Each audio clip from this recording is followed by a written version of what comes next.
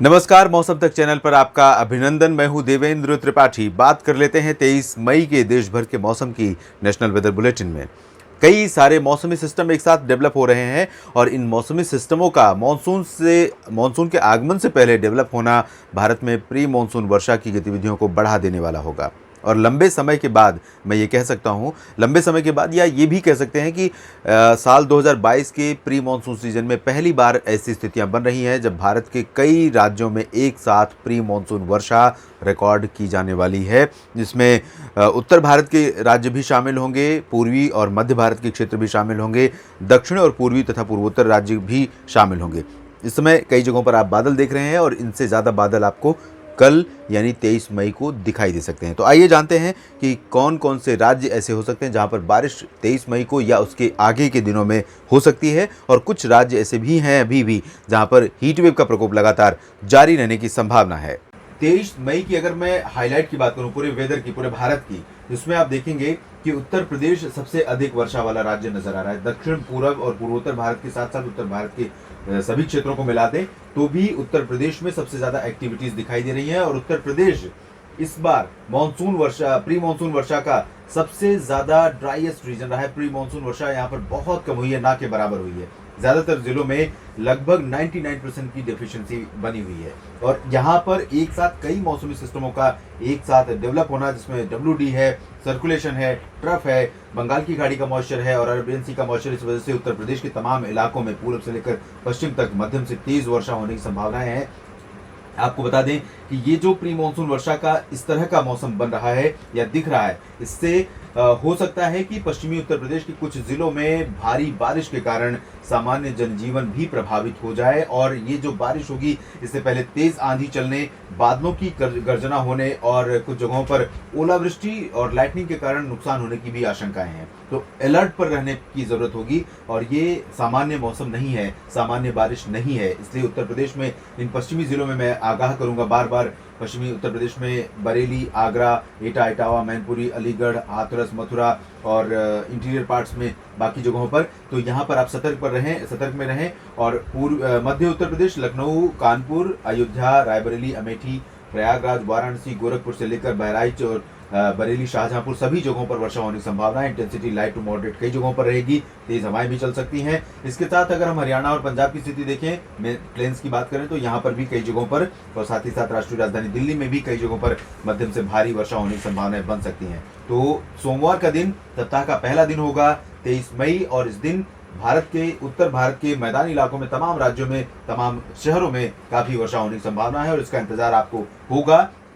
लेकिन ये बारिश राहत जितनी देगी उससे ज्यादा मुश्किलें भी पैदा कर सकती है, इसलिए सभी जगहों पर यहाँ पर लोगों को अलर्ट पर रहने की जरूरत होगी। और बात अगर हम पर्वतीय इलाकों की करें तो जम्मू कश्मीर में इससे पहले आपने देखा कि जो भी WD आ रहे थे थोड़ा सा उत्तर से होकर गुजर रहे थे, जिसकी वजह से श्रीनगर, गुलमर्ग, काजीगुंड, कारगिल और पहलगाम समेत जो उत्तरी इलाके, इन भागों में बारिश तो हो रही थी। लेकिन निचले इलाकों में अगर हम देखें, जम्मू, कटरा, उधमपुर, इन सभी क्षेत्रों में, रायसी, तो इन भागों में बारिश की गतिविधियां कम हो रही थी दक्षिणी हिस्सों में। और अब दक्षिणी भागों में भी कई जगहों पर वर्षा होने की संभावना है, और वो भी इंटेंसिटी मॉडरेट टू हैवी हो सकती है कई जगहों पर। हिमाचल प्रदेश, उत्तराखंड में भी कई जगहों पर बारिश संभावित है। लद्दाख में भी बारिश होने के आसार हैं। गिलगित बाल्टिस्तान, मुजफ्फराबाद में भी वर्षा हो सकती है।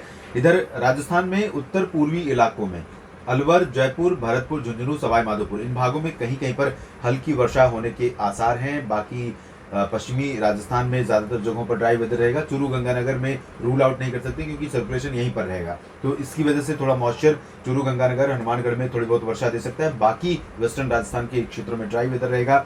सेंट्रल इंडिया में देखें तो गुजरात में लगभग सभी जगहों पर शुष्क मौसम संभावित है, लेकिन द्वारका से लेकर सोमनाथ और वेरावल, दादरा नगर हवेली, दमन दीव, सूरत, वलसाड़, नवसारी, ये वाला जो रीजन है, इन भागों में लाइट रेन हो सकती है, बूंदाबांदी के साथ गर्जना हो सकती है और थोड़ा सा मौसम चेंज हो सकता है। उत्तरी जिलों में ड्राई वेदर रहेगा। पश्चिमी मध्य प्रदेश में शुष्क मौसम रहेगा, खासतौर पर दक्षिण पश्चिमी जिलों में, भोपाल, बैतूल, खरगोन, उज्जैन, इंदौर, रतलाम, नीमच, इन सभी भागों में। लेकिन उत्तर पश्चिमी जिलों में ग्वालियर, गुना और श्योपुर, इन भागों में हल्की से मध्यम बौछारें गिर सकती हैं। और इसी तरह से टीकमगढ़, दतिया, भिंड, मुरैना और सागर, सतना, पन्ना, जबलपुर, उमरिया, साथ ही साथ रीवा और छतरपुर, खजुराहो, इन भागों में कुछ स्थानों पर वर्षा हो सकती है। लंबे समय के बाद मध्य प्रदेश पर भी मौसम सक्रिय हो रहा है और 24 घंटों के बाद बारिश मध्य प्रदेश पर और बढ़ सकती है।